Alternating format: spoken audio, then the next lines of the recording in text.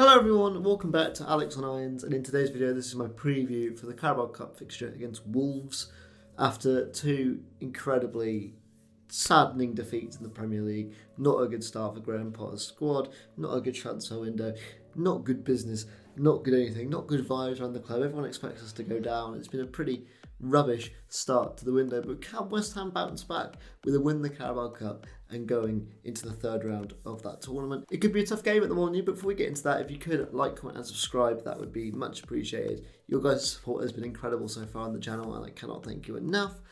And yeah, this is obviously the second time I've done a preview, so again, if anything in this video you think I can improve this series, put it in the comments down below, because again, I'd love to get your guys' responses and things we could do to shake this up a little bit.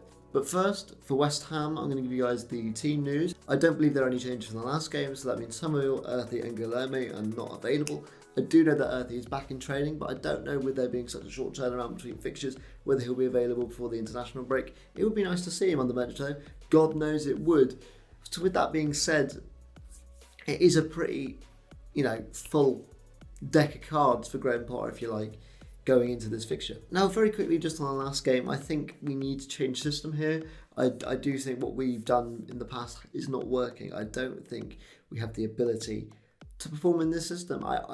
Because I do believe that the squad is lacking and is a bit rubbish, but I don't think it's anywhere near as bad as they are playing. We haven't got the worst squad in the Premier League, in my opinion. We don't. It's not a great squad. It's not European contending. No, but it's not the worst. With that said, I do think there is wiggle room for some manoeuvring.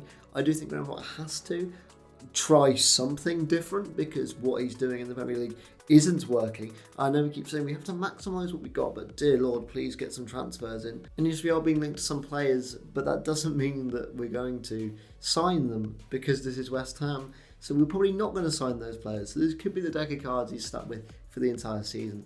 And if it is, I don't see Graham Potter lasting very long. But with all the negativity, let's get into the squad I would like to see us line up with on Tuesday night at WOLWHU. Again, this isn't what I think Graham Potter would do. If anything, this is what I think Graham Potter should do. In goal, I have Alphonse Areola. Look, we know he's a decent goalkeeper.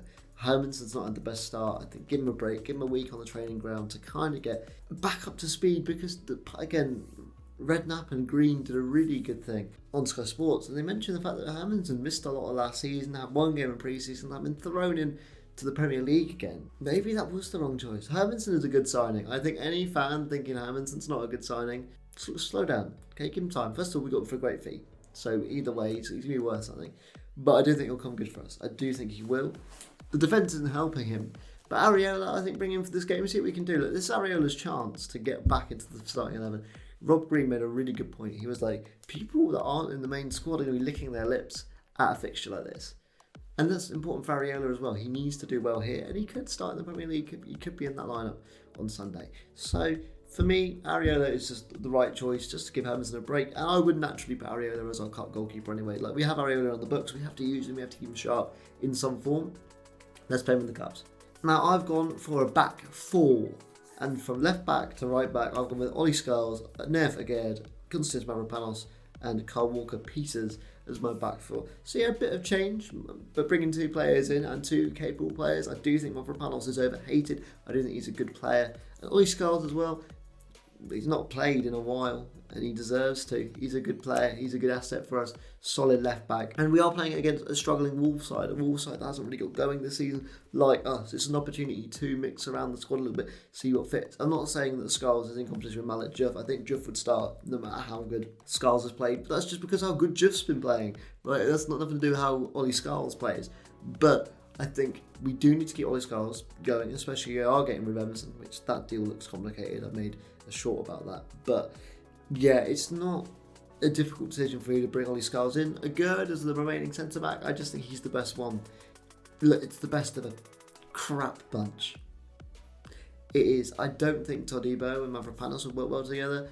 I don't think Kilman and Mavropanos would work well together. I think Agerd is the best of the bunch. And that doesn't mean that I'm happy about it. Those are our only options. So we've got to use two of them at least.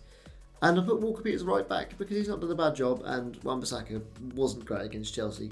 And Walker-Peters deserves a start in his natural position. I think it would work well for him. I think he'd do all right. So yeah, that's my back 4, 5, you can include the goalkeeper. But what would you guys do? Would you stick with that back five and just kind of drill it into the players and use this as another opportunity to work the system?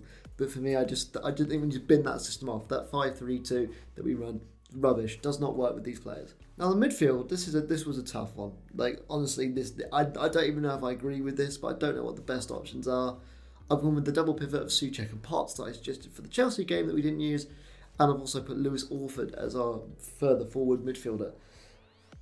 Like, I don't know whether this is too soon for Orford, but Jesus Christ, like, the other ones aren't doing a great job, so why not? That's literally my only thinking behind this. It's how do we get the best out of what we got? If that's what Potter's philosophy is, and it's got to be, it's his job, he has to get the best out of the players he's been given. Lewis Orford needs to be used. If we're not going to loan him out, use him. Don't put him in the 21s all year. Use Lewis Orford. He is a talent. He is decent. He will do a good job against a Wolves side that in theory would also rotate because their squad is slim. I do think that Potts is incredible. I do think he's literally the only midfielder that I'm really excited by. And Souček gives his all for the club. Souček's a goal threat. Souček can do stuff in the air. Yes, he didn't do it against Chelsea, but Souček is literally can change game to game. He can have a howler and then play an incredible game the next one. I do think Souček is the midfielder that's the most impactful. You could say put JWP in there for set pieces. You could say put Guido Rodriguez in there because he's actually, seems to be trying and tries to fight for his place at West Ham. But I put Souček in there just because he always gets 100%. And I don't know. I feel like if there's one midfielder from our old guard that I trust the most, it's Thomas Souček.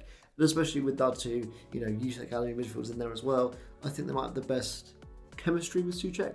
But that's we're going into very slim marginal reasons as to why you pick one over the other, but that's my midfield three. Souček, Potts in a double pivot with Orford just slightly in front of them. And now I've gone for a front three, and I've gone with Lucas Paqueta on the left, Callum Wilson up front, and Jared Bowen on the right. Look, I know we have to rotate, and we do, and I think I've done a fair amount of that, but also we need to score goals. And we only have two goal threats, and that's Lucas Paqueta and Jared Bowen. And Callum Wilson looks strong. I will say that. I'm not saying that Callum Wilson, great signing by David Sullivan, but he looked bright.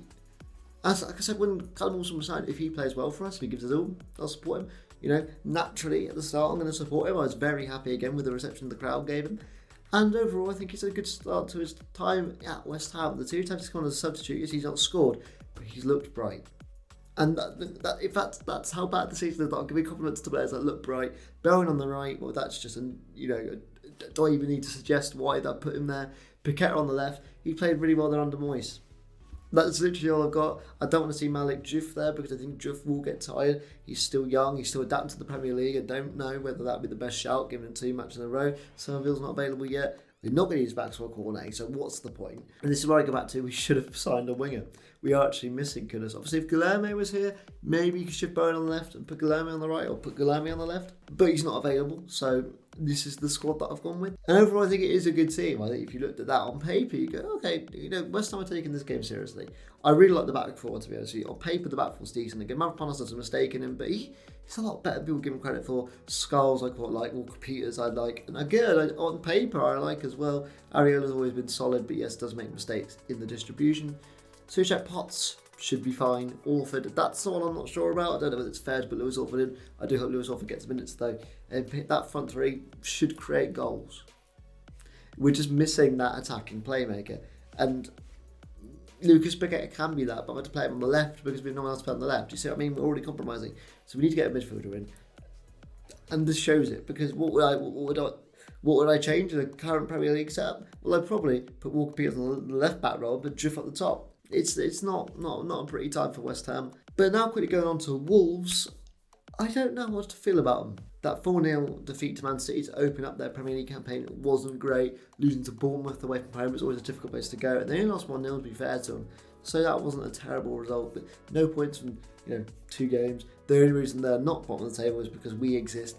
And overall, I do think they got some threats. Strand Larsen is definitely one of them. I really like their manager, Victor Pereira. I think he has got some really good ways of getting his team around. And overall, I do think we need to be worried about them. Their squad is also quite thin from what I've seen. I could be mistaken though, but it just seems in the midfield area they're struggling. They don't really have too many people. I wonder how that feels. I know, trust me. So overall, I do think it's a team that can cause us problems. And I think they will. I do think they will. I think this will be a lot closer game. I'm very lucky that if we were to draw a Premier League team, right now I would want to pick Wolves, especially when you consider that they've got 2 home games. They've got a game against Everton, which they'll see as a winnable fixture at the weekend. And will they prioritise that? And they play Saturday as well. We play Sunday, I believe. So that gives us an extra day to kind of prepare and that sort of thing. So I don't know how we'll feel. And also, they came off a game Saturday, whereas we played on Friday. Again, very marginal things, but they can make a difference, especially when you've got a slim squad. Like I say, I like Stroud Larson, I like the manager. Outside of that, they've sold their best assets. I don't think they've done too well to replace those. Matheus Cunha into Manchester United was a great deal, but what have they done with the money? I personally haven't seen it, but that could be me being wrong. And as I mentioned in my Premier League predictions video, I don't follow other teams, so this is just based on, as a casual observer of those teams, what I think about them. And overall, I do think they're a solid outfit. I do think they've got enough about them to cause us problems. But overall, I'm going to be optimistic again. I'm going to go 1-0 West Ham. I don't know why. I've got a feeling our front line is stronger. I think both our midfields are weak, and defensively, we should be better. We probably won't be, but we should be. And hopefully, if the squad I have is used, I do think it will give us, some togetherness in the team, and I do think we'll have a decent day at the office. Hopefully so. So I'm going to go 1-0. And you know what? I'm going to say Callum Wilson is going to score. I don't know why. I feel like his West Ham goal is not too far away. And yet Wolves haven't scored a goal yet in the Premier League. So overall, I do feel like that gives us the edge. We have scored a goal.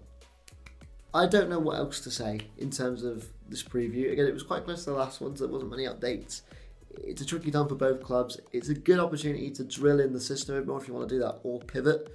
I really hope we take the latter option and pivot our system. But let me know what you guys think in the comments down below. What should we do? How should we line up? And who is going to win? And please remember to like, comment, and subscribe. And I'll see you guys on the next video. Take it easy and bye.